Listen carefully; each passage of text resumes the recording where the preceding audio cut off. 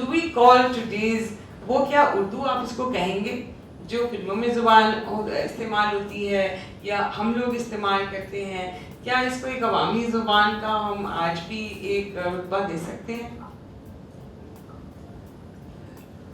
بات بہت ساری اور بہت سارے نکات ہو گئے، لیکن میں 2-3 باتیں پہلے، اور میری اس گستاخی کو معاف کیجئے کہ میں پہلے زبان کے معنی بتا دینا چاہتا ہوں۔ لندن کا واقعہ ہے، میں موجود تھا وہاں، اور وہاں ایک صاحب نے فرمایا کہ آپ اردو کی بڑی وکالات کرتے ہیں، اردو زبان کا لفظ، ہندی کے پروفیسر سے نام لینا مناسب نہیں، کہ اردو لفظ ہی اردو کا نہیں ہے۔ میں نے نہایت ادب سے گزارش کی ان سے کہ صاحب ہندی لفظ بھی ہندی کا نہیں ہے، اردو لفظ ترکی کا ہے، ہندی لفظ عربی کا ہے۔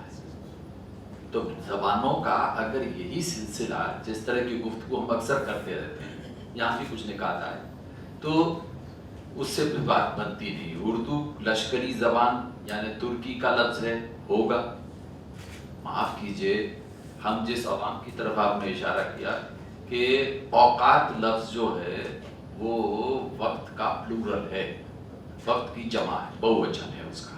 ہم اوقات کو حیثیت کے معنوں میں استعمال کرتے ہیں، تمہاری اوقات کیا ہے؟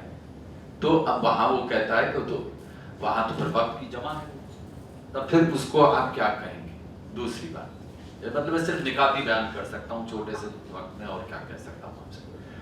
پاکستان نے اردو، بہت اچھی بات کہی گلزار صاحب نے کہ ہماری زبان کو ایک وطن مل گیا، ہمیں خوش ہونا چاہیے۔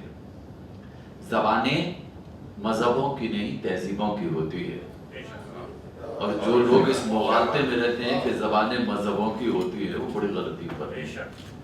زبانیں کتابوں میں زندہ نہیں رہتی، زبانیں دلوں میں زندہ رہتی ہیں۔ اس لیے مجھے نہیں لگتا کہ کوئی زبان، جس زبان کا آپ اسکرپٹ، کیونکہ آپ زبان جب بولتے ہیں تو اس میں لپی یا اسکرپٹ نہیں ہوتی، زبان کا تعلق منہ اور کان سے ہے، لیکن جب آپ اسے لکھنے کی طرف راغب ہوتے ہیں، جسے ہم اردو میں ملفوظی اور مکتوبی، ملفوظی یعنی بولا ہوا، مکتوبی مانے لکھا ہوا، پرنٹڈ یا ریٹن اینڈ ریٹن، تو اس وقت زبانوں کی دوسری شکلیں ہوتی ہیں۔ جب اکبر راج کر رہا تھا اور سرکار کی زبان فارسی تھی، تب آپ دیکھیے کہ ہندوستان نے رام چرت مانس جیسا گرنتھ لکھا ہے، بابا تلسی داس نے، سورداس نے شاعری کی ہے، میرا نے شاعری کی ہے، اور اس زمانے کے سارے لوگ مر گئے، لیکن میرا، کبیر، سور یا ابراہیم لودھی کے زمانے میں زبان کون سی تھی؟ زبانیں تو ہماری سینوں میں سفر کرتی ہے، اور جو چیز سینوں میں سفر کرتی ہے وہ سرکاروں اور سیاستوں کی محتاج نہیں ہوتی۔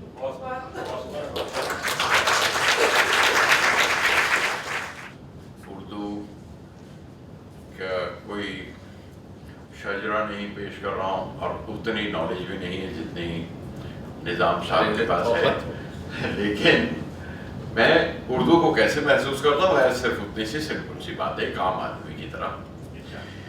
یہ کیسا عشق ہے اردو زبان کا،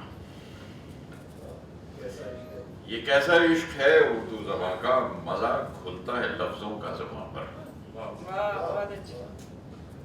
یہ کیسا عشق ہے اردو زبان کا، مزہ کھلتا ہے لفظوں کا زبان پر، کہ جیسے پان میں مہنگا قمام گلتا ہے۔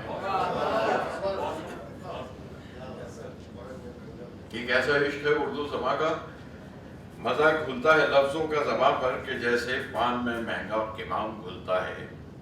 نشہ آتا ہے اردو بولنے میں، گلوری کی طرح ہیں منہ لگی سب اصطلاحیں، لطف دیتی ہیں۔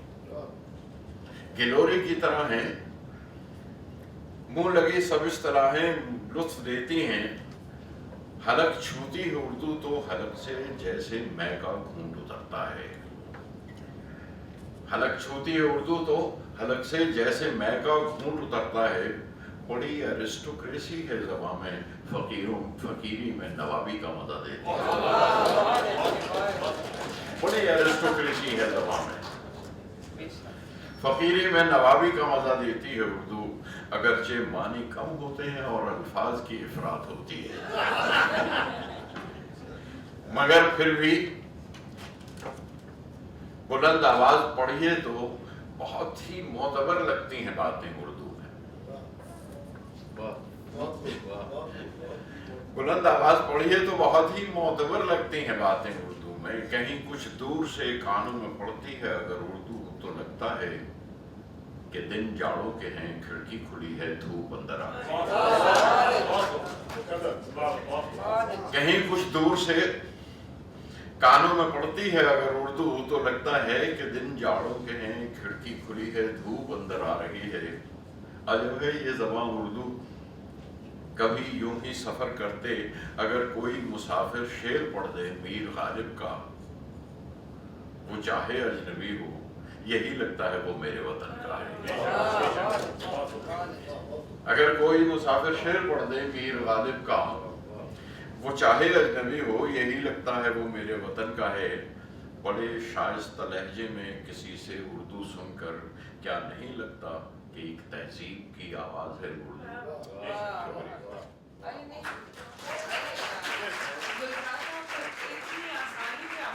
जब तहजीब की बात थी तो मैंने कहा तहजीब को, क्योंकि जब आप शेर पढ़ते हैं तो असल में वो परफॉर्मेंस ही होती है, तो मैंने कहा तहजीब भी बगैर परफॉर्मेंस के समझ में आनी मुश्किल है।